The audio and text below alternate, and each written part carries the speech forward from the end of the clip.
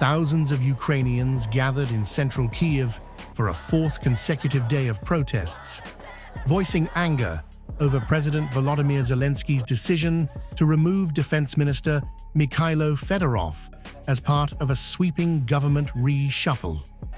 Protesters say changing military leadership while the country remains at war with Russia risks undermining Ukraine's defense.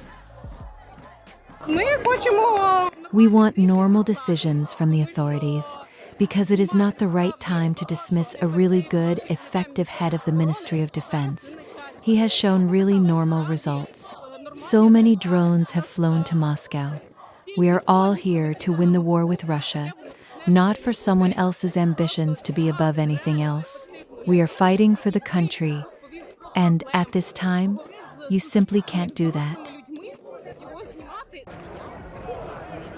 The demonstrations also featured military veterans, many of whom accused Ukraine's leadership of ignoring public concerns.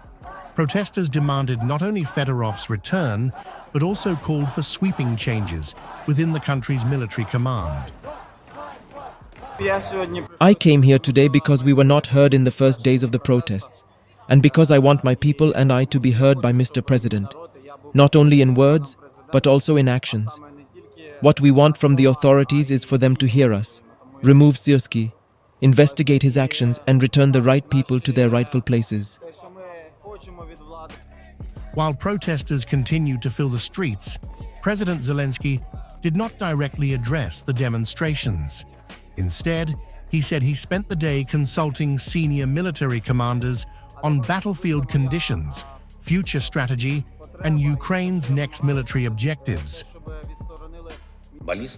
Today, I continue to talk with experienced Ukrainian soldiers, Mikhailo Drapati, Volodymyr Horbatyuk, and Ole Apostol. We discussed the situation on various fronts and our future strategy. It is important to understand how our commanders see the next stage of this war and how to force Russia to end it with a peace worthy of Ukraine and guaranteed security.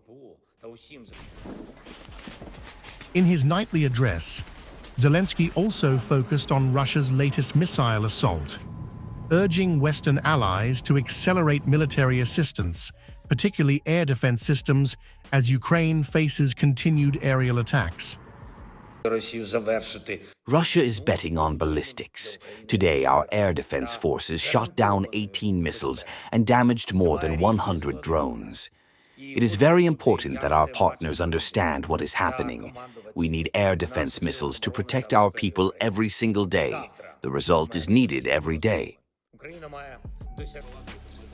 Despite the president's focus on the battlefield, protesters say their fight is far from over.